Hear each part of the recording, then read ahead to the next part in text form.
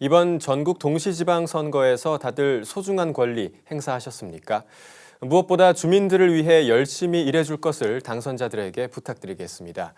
오늘은 6.4 지방선거 과정에서 기독 유권자 캠페인을 전개한 기독교 윤리실천운동의 조재호 사무처장과 선거 관련 이야기 나눠보겠습니다.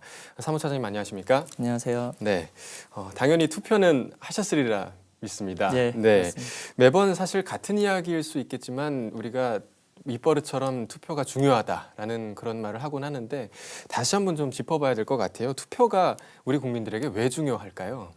그 현대 사회에서 법과 제도는 사실 사회적 약자들을 위해서 존재하는 것입니다. 네. 그러니까 다른 말로 얘기하면 사실 강자들에게는 법과 제도가 필요가 없거든요. 근데 이제 예전만 하더라도 어떤 사람을 얘기할 때 이 사람은 법 없이도 살 사람이다라는 게 사실 칭찬이었지만 요즘은 법이 없이 살 수 있는 사람은 아주 강자거나 돈 있는 사람 외에는 그렇지 않기 때문에 사실 그것이 칭찬이 아닌 시대가 된 것 같습니다. 네. 그런 의미에서 어떤 소수나 특정 계층에게 권력이 집중되고 그런 것들을 방지하기 위해서 있는 어떤 선거제도 또 그것들을 실제로 선거제도에 참여하는 투표의 중요성은 사실 두말할 필요가 없을 것 같고요. 그런 점에서 모든 국민들이 소중한 한 표를 꼭 오늘 행사하셨을 것이라고 믿고요. 네. 그런 의미에서 투표가 참 중요하다고 이야기 드릴 수 있을 것 같습니다. 네, 특히나 이제 사회적 약자들에게 필요한 것이 바로 투표다라는 예. 말씀이신 것 같고 이 기윤실에서 이번 선거 기간 동안 토크 프레이 보트라는 이름의 캠페인을 펼친 것으로 알고 있습니다. 어떤 내용의 캠페인이고 또 그동안 이 캠페인을 위해서 어떤 활동을 펼치셨는지 궁금합니다. 먼저 좀 교회에서 사실 정치 이야기를 하게 되면은 너는 야당이냐 너는 여당이냐라고 하면서 사실 편가르기식이 되면서 네. 그렇게 인식을 하다 보니까 사실 정치의 정자도 꺼내기가 사실 어려운 것이 보통 교회의 현실이거든요. 네. 그래서 사실은 근데 정치가 우리 일상생활에 밀접하게 관련이 있고 중요한 부분이 문제이기 때문에 네. 그것에 대해서 어떻게 하면 좀 관심을 가질 수 있을까라고 좀 고민을 해왔습니다. 네. 그래서 그런 의미에서 저희가 선거에 대해서 이야기하고 또 누구를 뽑을지 기도하고 그다음에 꼭 투표에 참여하자라는 의미에서 이제 토크 프레이 보트라는 이제 캠페인을 전개하게 된 것이고요. 이번에는 저희가 토크 프레이 보트라는 제목의 좀 전단지를 저희가 한 3만 장 정도 제작을 해가지고 학생 선교단체 또 뭐 저희 기윤실 회원분들 그다음에 또 좀 신청한 교회들을 중심으로 저희가 이제 전국적으로 좀 배포를 했고요. 네.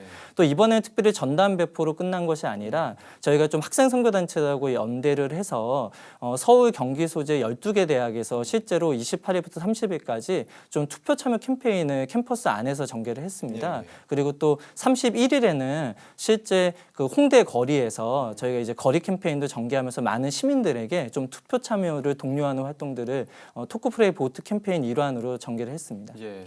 이 캠페인을 통해서 각 교회들은 또 어떤 활동에 참여했는지 좀 알 수 있을까요?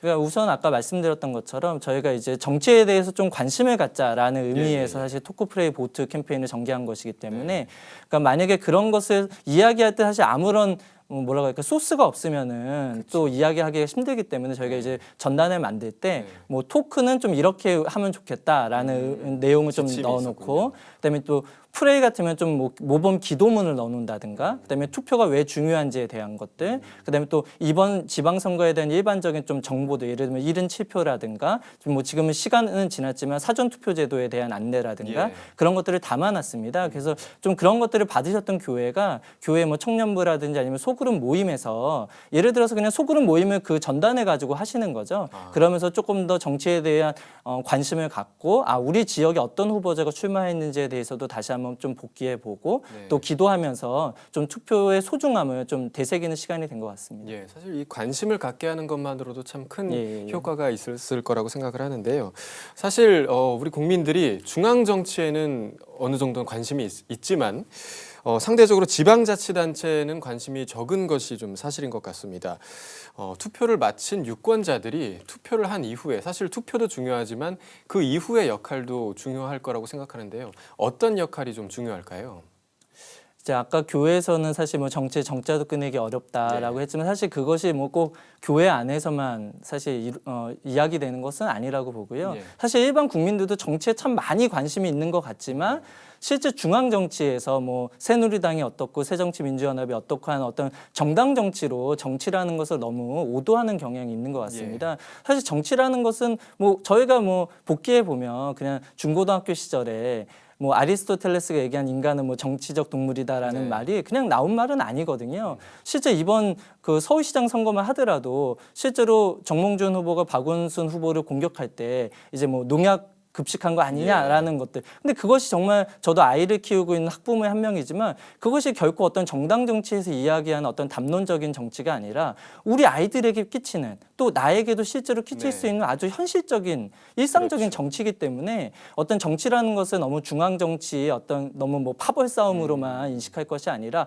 우리 삶에 정말 작은 것들을 변화시킬 수 있는 것이 어떤 정치구나라고 좀 인식을 먼저 해야 될 것 같습니다. 네. 그런 점에서 좀 이번 지방선거 이후에 실제로 좀 그 국민들이 그 지역에서 활동하고 있는 풀뿌리 단체들에 대해서 좀 관심을 가지면 좋을 것 같고요. 또 특별히 교회에서도 단순히 지역 사회를 섬긴다는 것을 봉사의 개념으로만 한정하지 말고 실제로 열심히 활동하고 있는 어떤 풀뿌리 단체들과 연대해서 활동을 전개한다든가 또 그 지역 현안 중에 좀 바꿔야 될 부분이 있다면 때로는 또 교회가 나서서 그런 좀 제도를 변화시킴으로써 또 사회적 약자들 이웃들을 섬길 수 있는 방안들을 마련하는 것들도 좀 중요한 역할일 것 같습니다. 네.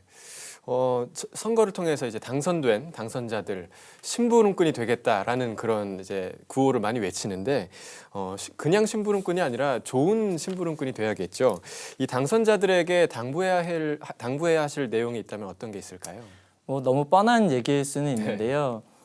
그러니까 뭐 이런 자조적인 소리가 있죠. 그러니까 정치인들은 선거 유세 기간에만 종이 된다. 그 이후에는 본인들이 왕처럼 군림한다. 국민들 위에라는 자조적인 목소리들이 있습니다. 사실 그것이 실제 그런 것 같습니다. 실제로 보면 이번에도 기초의원 선거 때문에 많은 분들이 출마했지만 실제 평상시에 기초의원들 보기 너무 어렵거든요. 그쵸.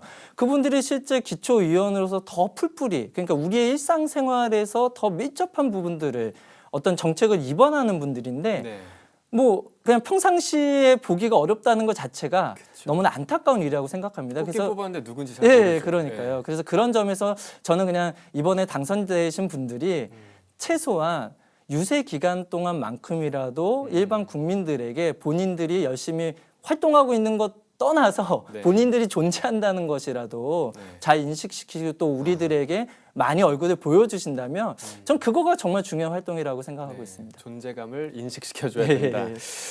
이 교회에서 특정 후보를 또 지지하거나 또 그런 불법을 과거에는 좀 볼 수 있었는데요. 이번 지방선거 유세 과정에서는 좀 어땠나요?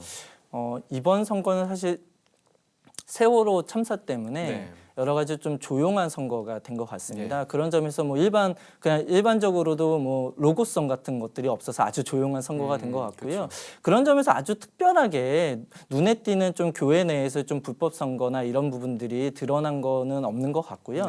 다만 이제 바로 전주에 여의도 순복음교회 정몽준 후보하고 남경규 후보가 방문을 해서 사실 조윤기 목사님한테 이제 안수기도를 받았거든요. 근데 사실은 뭐 이걸 선거법으로 딱 보면은 불법이라고 하기는 어렵지만 어찌됐건 그분들이 출석하지 않던 교회에 사실 대형교회라는 이름으로 방문을 해서 사실 선거 유세를 한 것이나 진배 없거든요.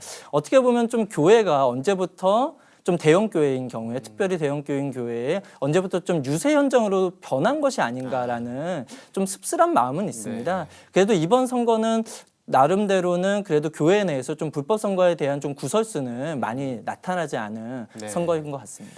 네, 마지막으로 한국교회와 또 한국교회 성도들에게 이번 지방선거 이후에 당부하시고 싶은 말씀 부탁드리겠습니다.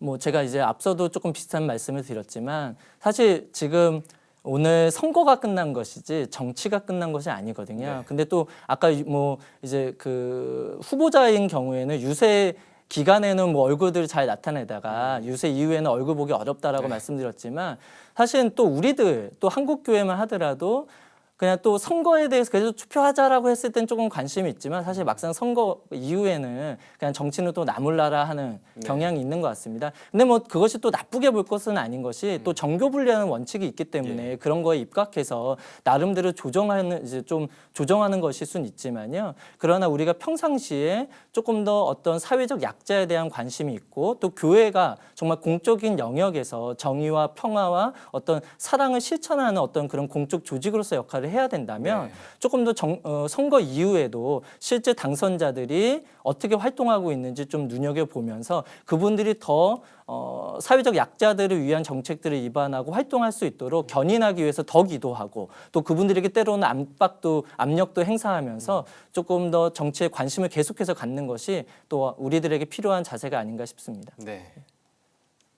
지방자치단체장과 지역의회 의원을 뽑는 지방선거가 끝이 났습니다. 당선자와 유권자들이 앞으로 민주주의의 꽃이라 할 수 있는 지방자치제도를 잘 살려나갔으면 좋겠습니다. 사무처장님 오늘 나와주셔서 감사합니다. 네, 고맙습니다.